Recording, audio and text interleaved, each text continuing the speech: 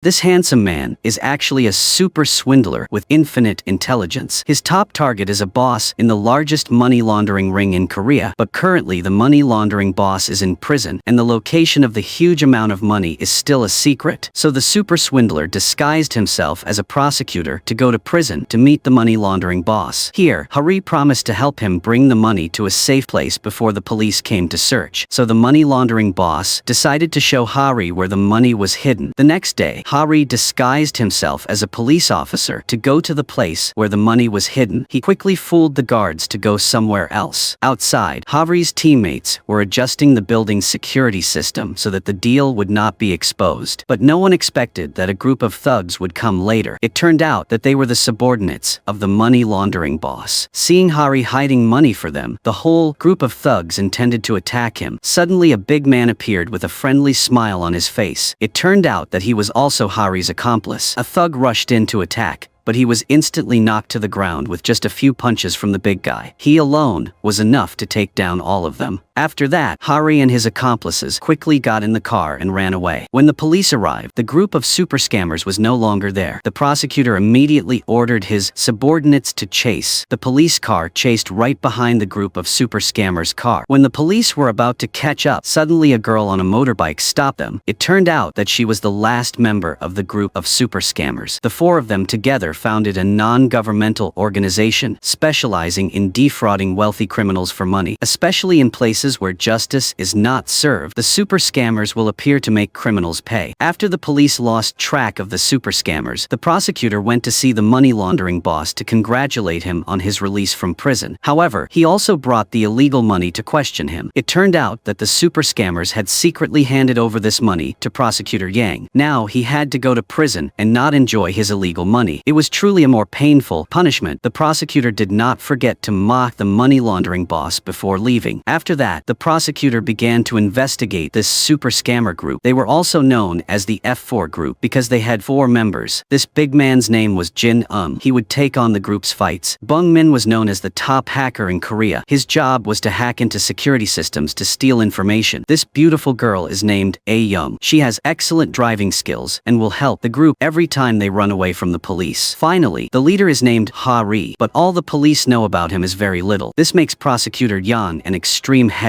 In fact, he wants to ask the F4 group to help in the case of prosecuting the son of a tycoon for rape and murder, because the power behind him is too great. The police cover up the evidence and the court stands up for him, so prosecutor Yang can't do anything more. The rich guy is later released from prison and doesn't forget to mock prosecutor Yang. As soon as he gets out, he holds a celebration party. During the party, he accidentally notices the female waitress. The pervert ties her up. He has a hobby of filming videos of raping women and posting them on his exclusive website, but this time he let the waitress escape. The next night, the bastard had the driver hit the girl. Luckily, she was still alive. However, due to the severe injuries, the girl might have to be a vegetable for the rest of her life. Witnessing these things, A-Ryeong was extremely angry. At all costs, he had to make the rich guy receive appropriate punishment. At this time, A-Ryeong's group began to investigate the rich guy's family background. Jin-ung went to the police chief and forced him to hand over evidence of the rich guy's crime. Because he was threatened, the police chief quickly informed his subordinates to take out the documents. A-Ryeong waited at the station and took it away. That night, by a few simple tricks, Byung-min logged into the pervert's adult website. He found a video of him torturing the waitress. While the group was watching, they discovered that someone was following their trail. They searched through the location of the user accessing the website. Then they attacked A-Ryeong's group's car. A-Ryeong and his teammates fought with the gangsters. However, with a larger number of troops, the thugs quickly gained the upper hand. When they were about to take the 3 people away, A-Ryeong suddenly drove up and the group quickly got in the car and fled. Because he knows the mastermind, A-Ryeong went to find him. When he met the bearded man, Jin-ung immediately threw a punch in revenge. He immediately covered his face in pain. Then A-Ryeong took him to the scene of the car crash. A-Ryeong threatened and forced him to tell the story of the rich man. 2 years ago, they started an illegal website business to make money. Because the rich man had his parents' backing, he completely disregarded the law. This pervert wanted to become the main actor in pornographic films. The bearded man thought that Korean law could do nothing to them. These things made Hari and Jin-eung extremely angry. They definitely had to punish the pervert and his bastard family. Suddenly, the bearded man's phone received a message. Someone would deal with the girl in the hospital so that she would never wake up. Knowing this, Hari and her teammates quickly returned. On this side, Byung-min and A-Ryeong had broken into the pervert's room. They discovered a hidden room inside. Just as they found some evidence, they received news that someone was planning to kill the girl in the hospital. They returned. Without hesitation, the two managed to take the witness away before the assassin disguised as a doctor entered. The F4 team brought the girl back to their home. Hari asked a female doctor to take care of the girl. Luckily, the witness was safe. At this time, the rich man was having fun at the nightclub. He received a call reporting that the assassination plan had failed. He was immediately angry and killed a girl. Then he assigned the task of cleaning up the crime scene to his bodyguard. The next day, the F4 group took the comatose girl to another hospital. Suddenly, the girl woke up and was shocked by the presence of Hari's group. Hari helped her calm down. They wanted her to recover to become a witness to put the rich guy in jail. The girl told them an important detail. On the night of the incident, she used her phone to record the murderer's words, but the police took it away. Knowing this, Hari's group planned to break into the police station to get evidence. First, the F4 group scratched the police chief's car, and he had to go out to check. Then he accidentally touched a girl who was A-Ryeong immediately stole the police chief's wallet. Jin-eung pretended to be a delivery man and plugged a USB containing a virus into the police chief's computer. Taking that opportunity, Byung-min broke into the system to check. He discovered that police chief often exchanged emails with the rich guy. Hari and A-Ryeong broke into the evidence room. They found the victim's phone. At this time, the police chief discovered that the computer had a problem. He found the USB on it. He sent a group of police to chase the intruder, but Hari's group drove away. The police did not give up and continued to follow. Hari's group abandoned the car and ran away. The three men would lure the police. A-Ryeong would go get the car to pick them up. Unexpectedly, A-Ryeong discovered that the gangsters were also looking for them, and the group informed Hari of this. However, they still clashed with the gangsters. Jin-eung stayed behind to hold back the remaining two to escape. The leader was determined not to let them go. Seeing that Hari rushed into a decisive battle with him, Hari wanted to create an opportunity for Byung-min to access information. I thought Hari only knew how to sit and direct, but unexpectedly, he was also not an ordinary fighter. In just a moment, Hari had already punched the opponent. Byung-min also successfully got the information. The two of them continued to run. When they got outside, Jin-eung also defeated all the people blocking the way. Jin-eung blocked the leader so that the two friends could escape. Then Jin-eung and the thug rushed into a fight. After only a few minutes, he was knocked down by Jin-eung. The gangster still wanted to play dirty. He was given another punch by Jin-eung, making him unable to sit up. At this time, when the police arrived, Hari wanted to lure them to let Byung-min run first. When everyone returned to the car, Hari was still nowhere to be seen. The three of them became worried. Suddenly, the police surrounded the group, and the police chief reported the mission completed to his superiors. He was the pervert's father. He was the richest tycoon in Korea. Hari went to find him. Hari wanted to make a transaction with the rich man. Hari told him to bring money to buy back the evidence to accuse his son, and he had to accept Hari's request. On the other side, prosecutor Yan was having a headache about the case. Suddenly, he received a call from the girl who was assaulted. Prosecutor Yan guessed that someone would come to collect evidence and prevent the girl from telling the truth, so he went to the hospital to wait. The police arrived and were immediately stopped by prosecutor Yang because he suspected the police of taking bribes, so he sent someone to take the whole group of police to investigate. At this time, the girl handed over the USB containing evidence related to the rich man's case. It turned out that Hari only wanted to deceive the chairman. He wanted to get a large sum of money and the bad guys would be punished by the law. His teammates escaped on their own because they suspected Hari of betraying them. The three of them angrily went to find him. They encountered the thugs sent to prevent the clues from being revealed. Jin-eung was angry, so he punched each thug, and in no time, Jin-eung had knocked down the whole group. Now Hari just arrived. When he saw the angry faces of his teammates, he knew something was wrong. Hari tried to avoid them, but he was still discovered by them. Jin-eung intended to throw Hari down as a warning. Fortunately, Hari was still spared. The next day was the inauguration day of the rich pervert chairman. The F4 group started to act to expose the faces of the monopolists. Hari and A-Ryeong pretended to be guests. The two of them took the employee's card to unlock the restricted area. Then Hari lured the female MC and A-Ryeong plugged the USB into the computer to show in the program. Byung-min quickly infiltrated the computer system. At this time, the chairman and his son arrived. The ceremony was officially opened. Everything was going normally when suddenly on the screen appeared information about the chairman's